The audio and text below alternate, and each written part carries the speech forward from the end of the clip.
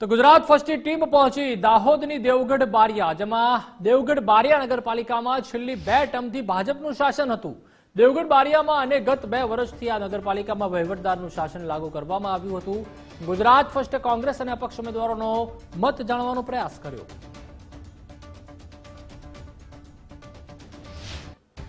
દેવગઢ બારિયા નગરપાલિકા વિસ્તારમાં છેલ્લી 2 ટર્મથી ભાજપનું શાસન હતું। છેલ્લા 2 વર્ષથી વહીવટદારનો શાસન ચાલી રહ્યું છે, ત્યારે અત્યારે ચૂંટણી યોજાવા જઈ રહી છે। દેવગઢ બારિયાની અંદર પહેલો તો પ્રશ્ન છે રોડનો, કે જેના માટે મારે રોડ ઉપર બેસવું પડ્યું હતું અને એમના પોતાના મંત્રી બીજેપીના, પણ છતાં પણ બીજેપીની સરકારે એવું કહી ના શકી કે આ રોડ બનાવો। 5 કરોડના ખર્ચે આ રોડ બનેલા એ તૂટી ગયા હતા અને આજે પણ તમે જોઈ રહ્યા છો કે આ ગેટ બન્યા છે, એ ગેટની અંદર નીચેથી એના પતરા તૂટી ગયા છે। રસ્તાની વાત કરીએ તો દેવગઢ બારિયા નગરના એક પણ રસ્તા જે નગરપાલિકા હસ્તકના આવે છે એમાં સામાન્ય રીતે કોઈ પણ ગંભીર ખાડા ટેકરા બધા જ નવા રસ્તા બન્યા છે। મેઇન રસ્તો છે જે સ્ટેટ હાઈવે જે આપણી પાછળ જઈ રહ્યો છે એ આરએનબી દ્વારા સ્ટેટ હાઈવે છે। એ સ્ટેટ હાઈવે માટે અમે મુખ્યમંત્રી શ્રીને રજૂઆત કરી હતી। આરએનબી દ્વારા આ સ્ટેટ હાઈવે પર નવો સ્ટેટ હાઈવે એટલે નવો રસ્તો આની ઉપર બનાવવાની વાત હતી, તે રસ્તાનું કામ અમે કેન્સલ કરાઈ 12 કરોડ રૂપિયાની દરખાસ્ત આ રોડ આખો ડિમોલ્યુશ કરી દાહોદ ગોધરા જેવો જે સ્ટેટ હાઈવે છે દાહોદ ગોધરાનો, તમે આજે બી દેવગઢ બારિયાના તમામ લોકો જઈ રહ્યા છે એવો રોડ દેવગઢ બારિયાનો 2 દરવાજાથી નગરનો ભારતીય જનતા પાર્ટીની સરકાર કરવાની છે। ભાઈઓને એવું કહેવાનું છે કે બારિયાના હિત માટે કયું કામ કર્યું છે? આમ આદમીની પાયાની જરૂરિયાતો છે લાઇટ, પાણી અને સ્વચ્છતા। એમાં કોઈને પણ એક પણ માણસ સિંગલ ફળિયામાં તમે જઈને બતાવો કે ભાઈ એમને હા સંતોષ છે, તો હું અત્યારે પણ પક્ષ તરીકે હું મારું ટેકો જાહેર કરવા ભારતીય જનતા પાર્ટી અને કોંગ્રેસ પાર્ટીનો તૈયાર છું।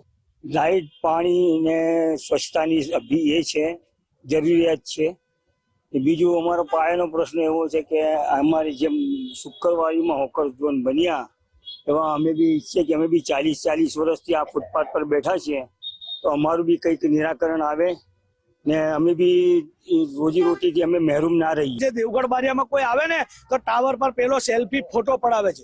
રહી વાત ઘડિયાળની, સ્ટેટ સમયથી 1901ની સાલની આ ઘડિયાળ છે ટાવરની, એમાં લાઇટ નથી, મેકેનિઝમ છે।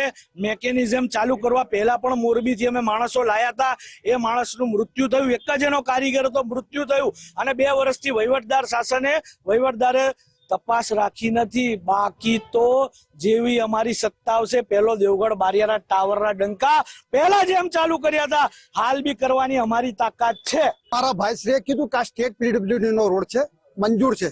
એમને પૂછો કે કોણે બનાવ્યો, કોંગ્રેસ કે ભાજપે? અમે કહીએ છીએ કે ભાજપે બનાવ્યો, સારો બનાવ્યો। 20 વર્ષથી ગેરંટી આપી છે, 15 વર્ષથી રોડ તૂટેલો છે, તો ભ્રષ્ટાચાર કર્યો કે નહીં એ લોકો જાતે કબૂલે। મારો ગામ માટે એક મુદ્દો એવો છે કે ઉપરદળના મકાનો, પછી અહીંયા જેટલી પણ ઉપરદળની દુકાનો છે, હું કાયદાની રૂહે સરકાર સમક્ષ અમે પૂરી ફાઇલ રેડી કરીને રજૂ કર્યું છે કે એમને કાયમી માટે જે રોજીરોટી માટે અમુક વાર ઊંઘતા નથી કે 4 દિવસ પહેલા દબાણ 58 છે, દબાણ 58 છે, બધું વાતો જ્યારે ચાલે અને જેની રોજીરોટી જાય, જેની જાય એને ખબર પડે। અને અમારા શુક્રવારી ઝોનની અંદર પણ લોકોને અત્યારે ભાડા વધારે ભરવા પડી રહ્યા છે, એના માટે પણ હું લડવાનો છું, મારા સર્વ ખર્ચે લડવાનો છું કે કોકને રોજીરોટીનું કાયમી માધ્યમ થઈ જાય અને ઉપરવાળાને એમના આશીર્વાદ મળે, એ જ મારા માટે કાપી છે। બાકી મને કોઈ કઈનો વિરોધ નથી। તો ચોક્કસથી જે આક્ષેપ પ્રતિ આક્ષેપ વચ્ચે ભાજપ, કોંગ્રેસ, આપ અને અપક્ષના ઉમેદવારો ચૂંટણી જંગમાં જોવા મળી રહ્યા છે, ત્યારે આવનારા સમયમાં જોઈએ કોનું શાસન દેવગઢ બારિયા નગરપાલિકામાં જોવા મળે છે। સાબિર ભાગોર, ગુજરાત ફર્સ્ટ, દાહોદ।